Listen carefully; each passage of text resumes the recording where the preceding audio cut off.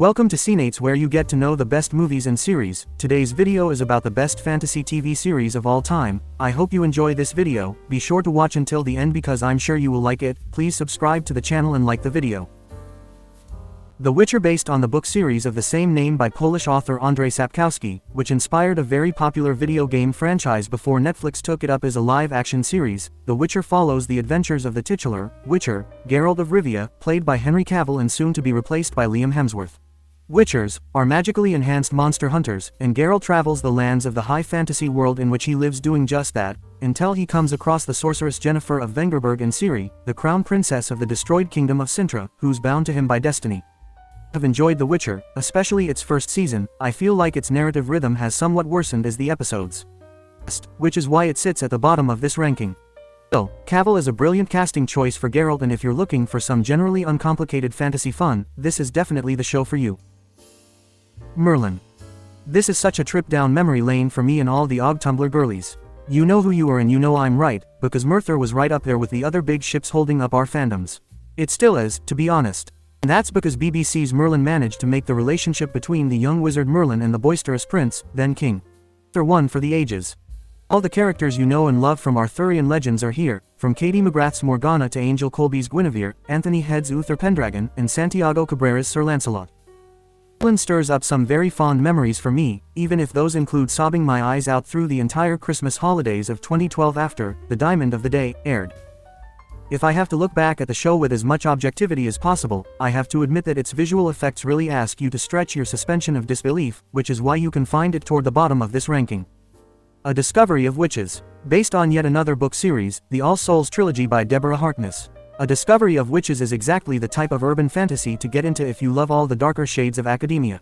It stars Teresa Palmer and Matthew Good as Diana Bishop and Matthew Claremont, an incredibly powerful witch and very old vampire respectively. The series follows the pair from their first meeting in the halls of the University of Oxford through their adventures in a dangerous magical world and backwards and forwards in time, and their passionate love story, of course. The atmosphere and cinematography of A Discovery of Witches are as immaculate as they come, as is the chemistry between the main characters, if one ignores the usual age difference that happens whenever a vampire is involved, though its storyline could be considered very typical for its genre. The Wheel of Time. The first season of Prime's The Wheel of Time received quite polarizing reactions since it's not as faithful to its source material as it could be. And given that its source material is one of the most popular high fantasy book series of all time, written by Robert Jordan and finished by Brandon Sanderson, fans were vocal about everything wrong with the show. Then again, I will admit to not having finished the series and having read the first installments so far back that I had pretty much forgotten them by the time I started watching the show, and I have to say that as a standalone product, The Wheel of Time definitely holds up. Magic system is complex and detailed, its world rich, and its plot and storyline coherent. Plus, it has Rosamund Pike playing a powerful sorceress on a mission to save the world from certain destruction. American Gods. American Gods was developed by Brian Fuller and Michael Green and is based on the novel of the same name by Neil Gaiman, a household name when it comes to fantasy stories that blur the lines between the real world and the supernatural ones. This story in particular follows Shadow Moon, played by Ricky Whittle, who becomes entangled in a global-scale conflict between the old gods and the new gods, the embodiment of technology and globalization. American Gods did lose some of its punch as the seasons progressed, and lost some of the shine it had during its first episodes. The concept that drives the entire story is a brilliant one and remains incredibly enjoyable, as are the performances from everyone involved. Nick Shane is Mr. Wednesday and Orlando Jones is Mr. Nancy. You really are everything to me. Supernatural. Another one for the history books, and one that will make everyone who hung around Tumblr all the way back in the early 2010s zone out and stare into the distance as Carry On My Wayward Son starts playing in their head. Supernatural probably needs no introduction, considering how long it ran, but I also find describing its fandom experience very complicated. You kind of needed to be there to really get it. At its core, the story of Supernatural is very simple. Two brothers, Dean and Sam Winchester, are raised as monster hunters by their less than optimal father John. The first seasons of the show are all part of the same wider narrative arc, which leads the brothers to become entangled with hell, heaven, and their inhabitants, including the angel Castiel. Is quite literally history. And also, as Urban Dictionary would put it, the greatest love story ever told. Shadow and Bone. I'm listing this as ongoing because I refuse to believe this show is cancelled until Netflix comes right out and confirms it beyond any possible doubt. But if it does, in very Netflix fashion, one might say, then we'll always have these 2 seasons to see the rich world of the Grishaverse come to life and follow the story of Alina Starkov, a girl who discovers she holds an incredible power that can quite literally change the fate of the nation and of everyone around her. Been a longtime Grishaverse fan, so of course Shadow and Bone had to rank somewhat high on my list. The magic system is one of my favorites in YA fantasy, and there are very few found families done better than the Crows. Again, the second season is incredibly rushed. Sure, the threat of cancellation was looming right over their heads, but you can still feel the plot just speed racing forward and leaving you a bit dazed. The Sandman.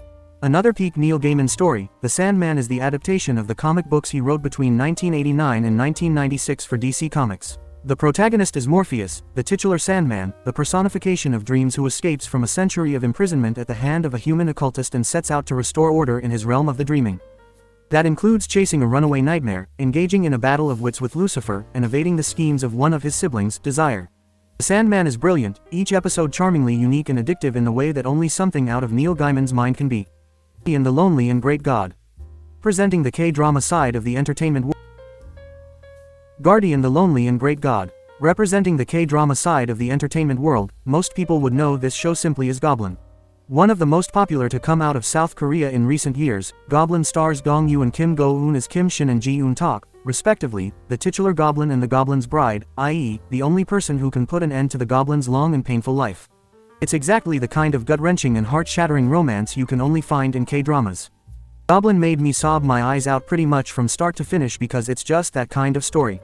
If you like your fantasy to come with a heavy dose of romance, then this is definitely something you should try. His Dark Materials. His Dark Materials is based on the trilogy of the same name by Philip Pullman, which you might recognize from the individual titles of the novels that comprise it: The Golden Compass, The Subtle Knife, and The Amber Spyglass.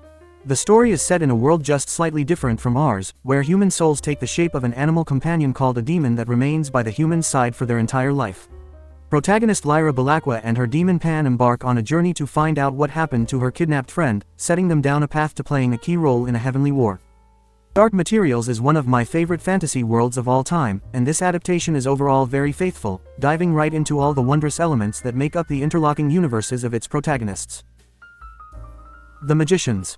The Magicians dealt me such a blow in its 4th season that I only skimmed through its 5th and final one, and yet up until that point it was one of my favorite shows on television. Imagine a school for magical humans, but make it a college filled with disaster and queer 20-somethings who get embroiled with cosmic entities and magical worlds, halfway between Harry Potter and Narnia, and oh, so much fun. Julia Wicker and Margot Hansen, you've always been my favorites, and I still love you very much. I couldn't possibly not have The Magicians on this list, and not rank it very high, since it meant a lot to me as it was airing, and it's also genuinely entertaining with all its chaos and banter. The ending of the 4th season is there, destroying every possible desire I might have for a rewatch.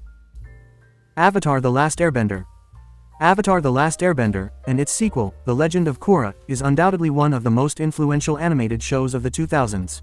Brilliant in its world-building and plot, it blends a variety of heavy themes with lighthearted fun and incredibly well-written characters. The story is set in a world where some people have the ability to manipulate, or bend, one of the 4 elements. One person, the Avatar, can bend all 4 elements and acts as the bridge between the human and spirit worlds. The plot begins when siblings Sokka and Katara, a waterbender, encounter the lost Avatar, an airbender boy named Aang. Together they embark on a journey, helping Aang master all 4 elements and escape from the clutches of the Fire Nation, which has conquered most of the world and wants nothing more than to eliminate the Avatar. Entertaining and filled with characters that will stay with you. Zuko, you know I'm talking about you, it's definitely a must-see for all fantasy lovers. Buffy the Vampire Slayer. Supernatural changed the face of fandom spaces, sure, but before we had the Winchester brothers there was only Buffy Summers, who straight up helped change the face of pop culture as a whole. The story follows the titular Buffy, the latest incarnation of the Slayer, a chosen one who is granted powers to fight vampires, demons, and a wide array of forces of darkness. Buffy is trying to balance her supernatural responsibilities and the day-to-day struggles of being a teenager, all with the help of her mentor and a group of friends. Through its highs and lows, Buffy remains a must-watch show that is worth every minute of its 7 seasons. The only reason it doesn't rank number 1, honestly, is because I am and forever will be an ASOIAF girly before anything else. Game of Thrones and House of the Dragon. Of course, what other fantasy universe could be in the first position of a ranking made by me? Especially if we're talking about television, where the series adaptations of George R.R. Martin's world of A Song of Ice and Fire reign supreme, despite their many, many flaws. Because sure, Game of Thrones might have gotten us all used to some of the best television to ever television before airing the most disappointing final seasons of the century, but its impact is nothing to scoff at. While I've never been one to say that God was fantasy for people who don't like fantasy, there's nothing not fantasy about ASOIAF, and plenty of modern fantasy series that aren't lot or feature massive amounts of violence. The HBO series undeniably helped make fantasy a more mainstream genre, rather than one more or less limited to its niche.